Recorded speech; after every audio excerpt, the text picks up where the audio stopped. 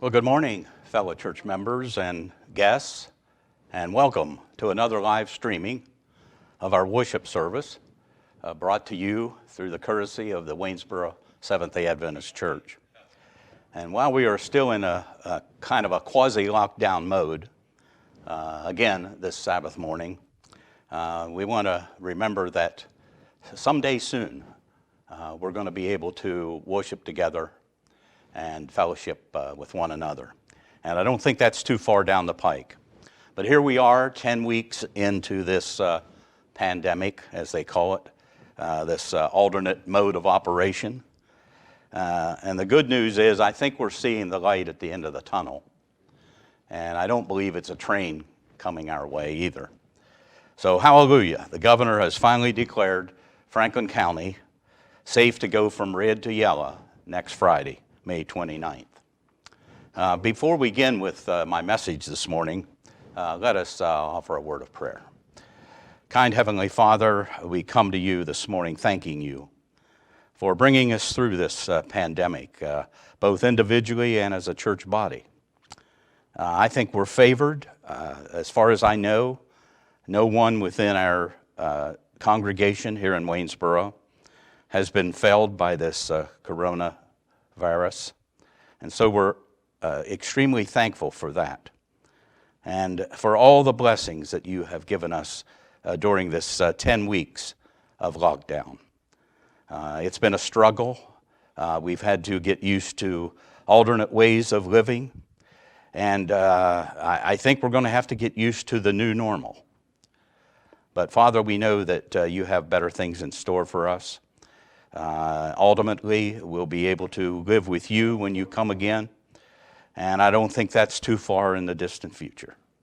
And so we ask that you'll bless this message this morning. May the words of my mouth and the meditation of my heart be acceptable in thy sight, O Lord, my strength and my Redeemer. Amen. I had a different sermon prepared a few weeks back because I knew I was going to have the message on this Sabbath, but then I realized that it was a holiday weekend, and so I changed the theme. I guess the holiday, Memorial Day, kind of crept up on me because there was no hype leading up to it like there normally is. When you have a holiday weekend coming up, usually there's festivities planned, there's announcements all over the newspaper and radio and TV, and you tend to become accustomed to those announcements, and you gauge your planning accordingly. There's no Memorial Day parade, no festivities surrounding this holiday. It's kind of like, it's just there, and nobody really is doing anything to celebrate it. A lot of activities have been canceled because of the pandemic. But as we head into this Memorial Day weekend, I thought it would be fitting and proper to talk about memorials. Thus, the title of my message this morning, What Do These Stones Mean? What do these stones mean? Now, everybody knows that Memorial Day is a very special holiday. Traditionally, it was celebrated on May 30th, but since 1971, it has been observed on the last Monday of May in order to create a 3-day weekend. Not only does Memorial Day weekend signify the unofficial start of summer, but most of you also know that the holiday honors the men and women who died while serving in the armed forces. But do you know the history behind the day? Now, researching the subject somewhat of Memorial Day, we used to call it Decoration Day when I was growing up. I find that it originated in the years following the Civil War, which ended in 1865. By the way, my grandfather was born in the year the Civil War ended, 1865. They look at me and say, "How old are you?" Yes, by the late 1860s, Americans in various towns and cities have already begun holding springtime tributes to countless of fallen soldiers and decorating their graves with flowers. Now, it's unclear where exactly this tradition of Memorial Day began, as numerous different communities may have independently gathered and celebrated the dead, put flowers on the graves of the dead. For almost as long as there's been a holiday, there's been a rivalry among cities and towns who celebrated it first. A little town in Pennsylvania called Boalsburg, I don't even know where that is, maybe some of you do, claims that in 1864 a gathering of women met to mourn those relatives and loved ones killed at Gettysburg. Nevertheless, in 1966, the federal government officially declared Waterloo, New York, as the birthplace of Memorial Day. Waterloo, New York who first celebrated the day on May 5th, 1866, was chosen because it hosted an annual community-wide celebration and decorated graves with flowers and flags. The official date of Memorial Day, May 30th, was chosen because it wasn't in conflict with any other holiday or the anniversary of any other battle. On the very first Memorial Day, 1868, General James Garfield, later to become our 20th president, made a speech at Arlington Cemetery, where 5,000 people decorated 20,000 Union and Confederate graves of soldiers that were buried there. You know, Memorial Day has always been kind of a special day to me. Well, I remember growing up as a lad in the same area where I was born, actually. We have this revolutionary cemetery right in the center of our back field. And every Memorial Day, ladies would come and they would drive down the lane as far as they could go with the car. They would walk across the creek and they would enter that cemetery and they would place flags on those veterans' graves. Later in life, after I was married and had a family and we had children, we would take the kids to the Memorial Day parade with marching bands and old soldiers marching by. And a poppy would be passed out. Maybe you probably remember that. A poppy on a little wire was passed out to everyone that was along the parade route. And wearing a poppy on Memorial Day, I don't think you see too much of that anymore, but it was prevalent back then. It was inspired by the poem In Flanders Field, written in 1915 by Colonel John McCrae during the First World War. McCrae, who served as a brigade surgeon, spotted a cluster of poppies growing in a field during a bloody battle in France and was inspired to pen the poem, which brought hope against the dreary backdrop of war and gave voice to the soldiers who were killed in the battle. 3 years later, in 1918, at the close of World War I, the same poem, In Flanders Field, moved a lady by the name of Moyna Michael to write a sequel she entitled, We Shall Keep the Faith, where she coined her own short verse, and it goes something like this. O you who sleep in Flanders Field, sleep sweet to rise anew. We caught the torch you threw, and holding high we keep the faith. With all who died, we cherish too the poppy red that grows on fields where valor led. It seems to signal to the skies that blood of heroes never dies, but lends a luster to the red of the flowers that blooms above the dead. In Flanders Field, and now the torch and poppy red we wear in honor of our dead. Fear not that ye have died for naught in Flanders Field. Lovely poem. Speaking of that little cemetery in our back 40, where I built my home in 1964 on the old farmstead, and through the years that tradition of placing American flags on graves by those faithful ladies continued for quite some time. Unfortunately, over the last 20 or 30 years, that cemetery has been largely forgotten and is now overrun with every form of noxious tree and shrub, as well as infested with various forms of varmints. So how is it with us today? Do we feel the same way about Memorial Day in the same vein as folks did of yesteryear? Or do most people today tend to forget our legacy and those that died on home and foreign fields to preserve our liberty and freedom? Why is it that recent wars like Vietnam and even you go back as far as Korea probably, Vietnam and the Gulf Wars, why do they not get the same respect and gratitude as the two great wars did? After all, those people who fought in those wars, they shed their same blood. They died in the same manner as those that went before them, and their cause was indubitably the same. During preparation for this message, one example of bravery and valor caught my attention, and I'll recite it to you. It was on June 21st, 2006. It was in a province of Afghanistan. Staff Sergeant Jared Monte's 16-man patrol came under fire.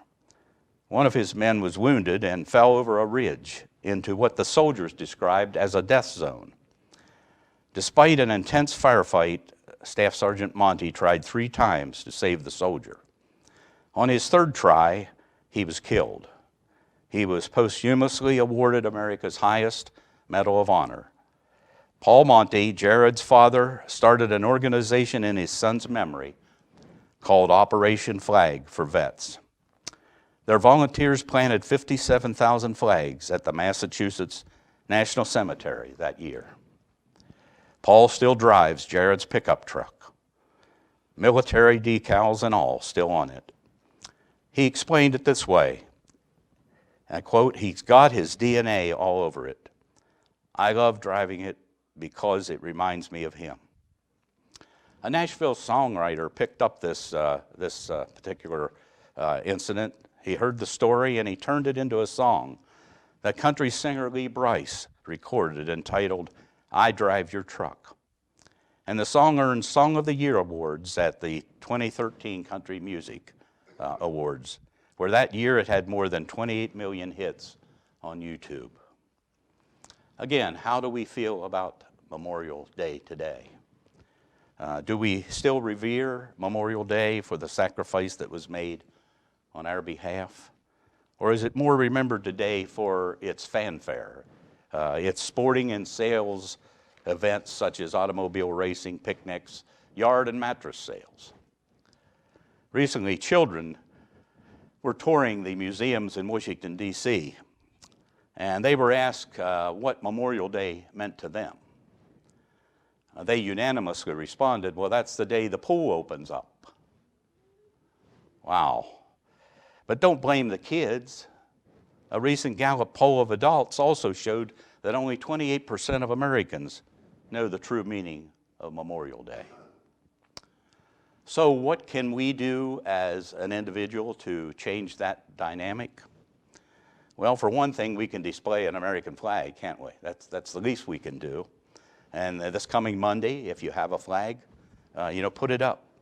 Put it up at half staff from sunrise to noon, and then at noon, put it at full staff. When we have a parade in the future, you can attend the parade, wave your flag, or a moment of remembrance ceremony in a local park. We can go to that to show our appreciation for those that died before. We can visit a local veterans cemetery with your kids and explain what that means to you. You can watch a war documentary on TV with your kids so that they can know and understand how you feel about it and the true meaning of sacrifice. And lastly, but not least, at 3 p.m. this coming Monday, we can pause for a moment of silence, because that's been a tradition since the year 2000, when the National Moment of Remembrance was begun by presidential proclamation. Most of us don't remember to do that. We're too busy engaging in our picnic activities, or probably not this year, but future years and past years, but that we don't take time to pause for a moment of silence. I firmly believe that Memorial Day should be more than just the hype and the fanfare of the day. It's what has been instilled inside us by our culture and perhaps our upbringing, how our parents felt about freedom and cherished liberty, and the memories we made while we were growing up through the relentless years of wars and rumors of wars. And I believe memories are vitally important. They're important to us, they're important to God. You know, when God designed us, He created our bodies, and He put one of the most important parts in our head. It's called our brain. And He created this organ so that it was responsible for coordinating and controlling our bodily functions and activities, and exercising our emotions and thoughts. Until recently, scientists believed that the brain stored memories in just, or maybe the frontal lobe, the one part of the brain, which acted like a warehouse full of rows of neatly ordered filing cabinets. But now they know that the brain stores memories in many places, like a maze full of twists and turns. So it is impossible to say which part of the brain stores a particular memory. Well, there was this case in Argentina way back in the 1800s where a young man fell off his horse and was from then on able to forget any experience he had. And he was driven almost to the point of insanity. Now, wouldn't that be scary? If you suddenly fell, had a shock or something that you were not able to forget, you remembered everything. That would be terrifying. That is why God designed us so that we would forget memories and have to be reminded of them by someone or something in order to bring them back into sharp focus.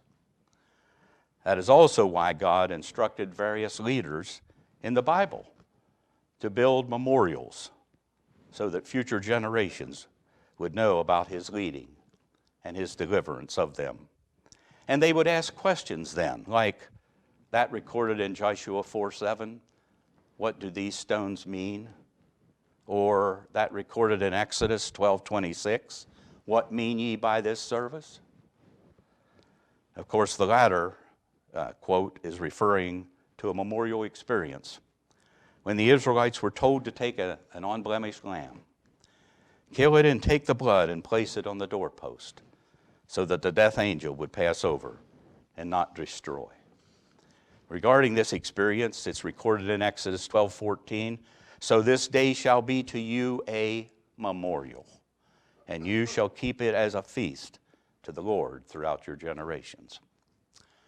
Now, did you know that there are other memorial events mentioned in the Bible? Most of them we don't think of as being memorials because they're kind of like spiritual memorials. And some of them are actually physical memorials, like the Feast of Tabernacles or the Feast of Purim. And these we vaguely recognize, but do we know what significance the various spiritual or physical memorials carry with each of them?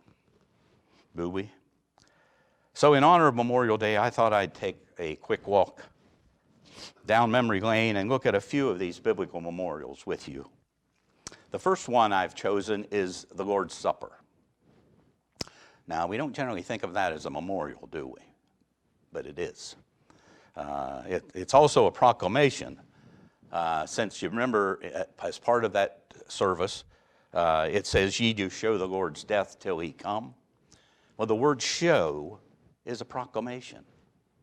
It's a variation of show, S-H-O-W, but it's shew, S-H-E-W. Now, we missed doing our agape feast here back in April and communion because of COVID-19. But the Lord's Supper, which is a reminder of the broken body and shed blood of Christ, I think has to be the greatest of them all. That's why I listed it as number one. This occasion is recorded in 3 of the Gospels, but this morning we'll read from the Gospel of Luke, chapter 22. If you'd like to turn with me to that, Luke chapter 22, and we'll read verses 19 and 20.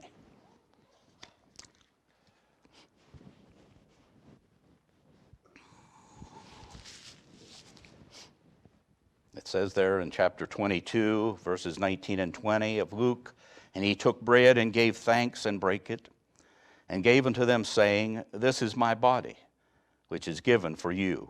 This do in what? Remembrance. There's that word remember again, of me. Likewise also the cup after supper, saying, This cup is the New Testament, or the New Covenant, in my blood, which is shed for you. But behold, the hand of him that betrayeth me is with me on the table. The key word in that text that I mentioned was remembrance. That's what memorials do. They cause us to remember. Now, the Lord's Supper is actually two feasts combined into one. It's actually the Feast of Passover and the Feast of Unleavened Bread. The cup represents the Feast of Passover, and the bread, the Feast of Unleavened Bread. What makes this the greatest of them all is that out of all the memorials in the Bible, this is the one that we must actively participate in if we are a baptized believer. The breaking of bread service is one of remembrance, is it not? It is the equivalent of the Passover feast under the law of Moses. And it takes us back to our salvation from sin through Christ, which is made possible by his sacrifice on the cross, and to which we become related by baptism. Remembering this memorial is therefore something we naturally want to do, and the highest honor which a person could have.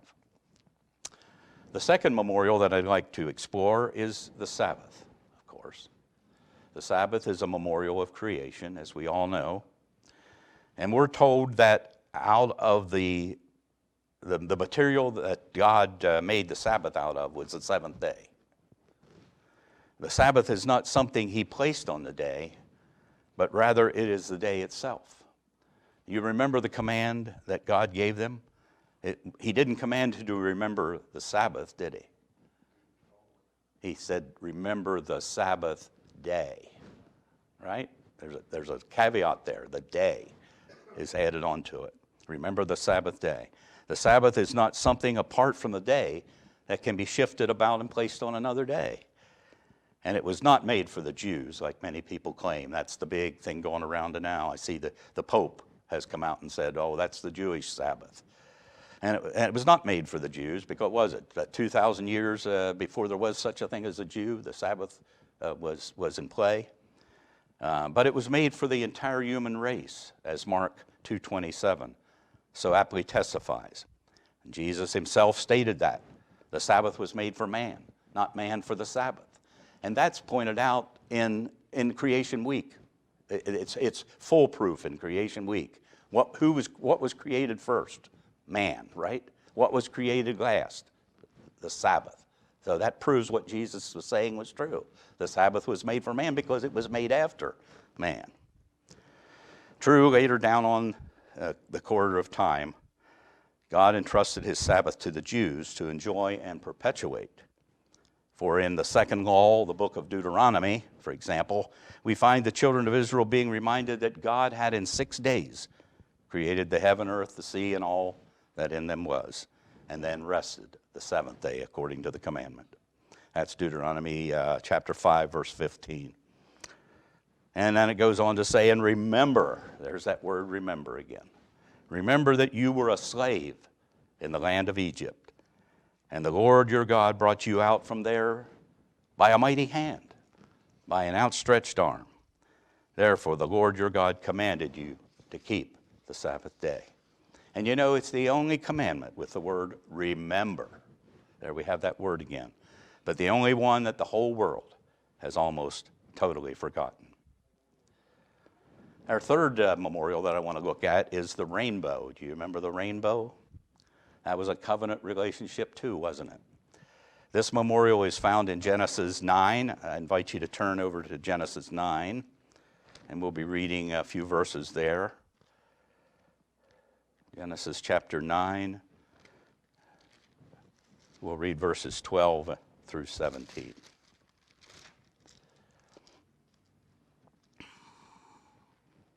Genesis 9, starting with verse 12. And God said, this is the token of the covenant which I make between me and you and every living creature that is with you for perpetual generations.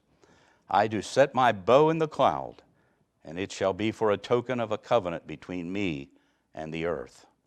And it shall come to pass when I bring a cloud over the earth, that the bow shall be seen in the cloud. And I will do what? Remember. There it is again. I will remember, says God, my covenant, which is between me and you, and every living creature of all flesh, and the waters shall no more become a flood to destroy all flesh. And the bow shall be in the cloud, and I will look upon it that I may do what? Remember again. Remember the everlasting covenant between God and every living creature of all flesh that is upon the earth. In the text I just read, the rainbow is described as a token of the covenant, which means a signal or a monument of the covenant between God and all life on earth. In other words, it is a memorial that whenever we see the rainbow, it will remind us of the covenant promise.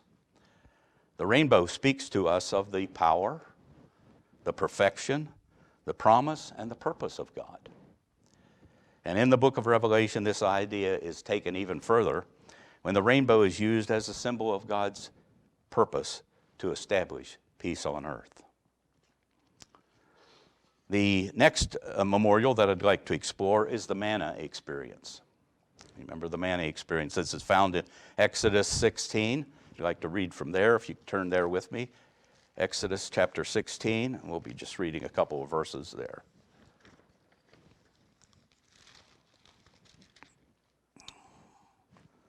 Exodus chapter 16, verses 31. Well, let's back up to 30, and it says, So the people rested on the seventh day, and the house of Israel called the name thereof manna, and it was like coriander seed, white, and the taste of it was like wafers made with honey. And Moses said, This is the thing which the Lord commandeth. Fill an omer of it to be kept for your generations, that they may see the bread wherewith I have fed you in the wilderness, when I brought you forth from the land of Egypt. And Moses said unto Aaron, Take a pot, and put an omer full of manna therein, and lay it up before the Lord, to be kept for your generations. So we see here that as the children of Israel traveled through the wilderness and found that their food supplies were becoming exhausted, God promised to rain bread, that the Israelites might gather every day except one, the Sabbath. There was 3 miracles in one experience there surrounding the manna. Miracles 1 and 2 were that leftover manna that was gathered Monday through Thursday spoiled, didn't it? Spoiled. But they gathered twice as much on Friday, which was a miracle, and they kept it for 2 days without spoilage. And no manna fell on Sabbath, and those who went out to gather it found none. The last one I want to look at for a memorial is the 12 stones in the River Jordan. And that's found in the book of Joshua, chapter 4, if you'd like to turn there with me, Joshua 4. And we'll be reading verses 4 through 7.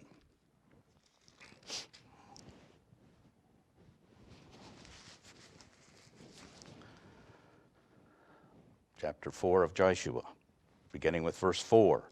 Then Joshua called the 12 men who had prepared of the children of Israel out of every tribe a man. And Joshua said unto them, Pass over before the ark of the Lord your God into the midst of Jordan, and take up every man of you a stone upon his shoulder, according to the number of the tribes of the children of Israel, that this may be a sign among you. There you see a sign or a memorial, a monument, a sign among you, that when your children ask their fathers in time to come, saying, What mean ye by these stones?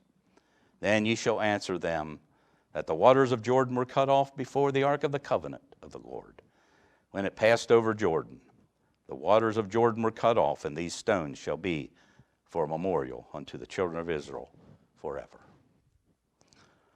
So we see here that Israel had reached the western bank of the Jordan, and Joshua commanded a chosen man from each tribe to take a stone, for a total of 12 stones, from the bed of the river. These 12 stones were set up at Gilgal as a memorial to future generations, to teach them that God had dried up the waters, the same as he had done previously at the Red Sea. Joshua said that this is a sign or memorial among you, that when your children ask, what do these stones mean? Then you can tell them that the waters of the Jordan were cut off before the ark, and these stones shall be a memorial to the children forever. Now later in chapter 4, we read of a second memorial of 12 stones being set up in the middle of the river, where the priest's feet had been planted. In this experience, there were 2 monuments or memorials of 12 stones each. One set of 12 erected in the midst of the river, and another set of 12 taken from the bed of the river, set up at the site of their first encampment. These 2 memorials were a testimony of the successful completion of the wilderness wanderings, and to the eternal power of God to provide for and sustain. Now, as we've studied about memorials in the Bible, we went through them rather quickly there. I trust that you agree with me that remembering our past is a biblical priority and principle.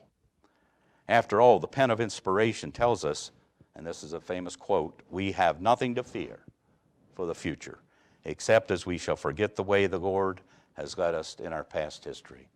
That's taken from Counsels for the Church, page 359. So why is remembering and remembrance especially important in these last days? Well, someone said this quote, when we remember the valor of our past heroes, we are inspired to emulate their courage in serving our nation and her people today. And when we remember our unity in waging our war for independence and world wars for democracy, we are inspired to serve and sacrifice together for our common good in God's glory. In fact, such remembrance is so important that every day should be Memorial Day. But sadly, we are living in a time of spiritual decay and a lot of procrastination amongst the people out there, where God's holy word is relegated to second place in our lives, taken over by the cares of this world and 24-hour cable news. It is a sign of the times, which reminds me of a poem so aptly penned about this very subject, entitled, A Sign of the Times. And it goes something like this. They lie on the table side by side, the Holy Bible and the TV guide. One is well worn, but cherished with pride, not the Bible, but the TV guide. One is used daily to help folks decide, not the Bible, but the TV guide. As the pages are turned, what shall they see? Oh, what does it matter? Turn on the TV. Then confusion reigns. They can't all agree on what to watch on the old TV.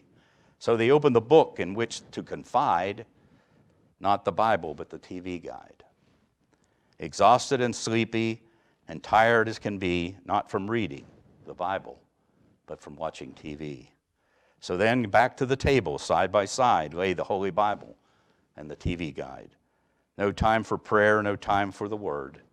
The plan of salvation is seldom heard. But forgiveness of sin so full and free is found in the Bible, not on TV. Could have said it better. Yes, God is the God of remembrance, and these stories of memorials from His Word creates a framework to help His people remember who God is and what He has done and is still doing, as a matter of fact. Someone once said that the Bible is our great Ebenezer, a memorial stone to the faithfulness of God, carefully recorded and preserved for His children. When we grow forgetful of God, or when we question whether God has forgotten us, we can turn there to gaze on His steadfast love to all generations. Well, this concludes my message for this morning. I trust that you've enjoyed it and taken these words to heart. Hopefully this will be the last time that we have to be apart because of this pandemic, and possibly we can begin to return to normal operations, whatever that word normal means. It may be the new normal. But now as we close this service, I'd like to just say a word of blessing from number 624. It's a famous one. HMS Richards uses to close out his program every week. It goes like this: May the good Lord bless and keep thee. The Lord make his face shine upon thee and be gracious unto thee. The Lord lift up his countenance upon thee and give thee peace. Shalom. God bless till we meet again.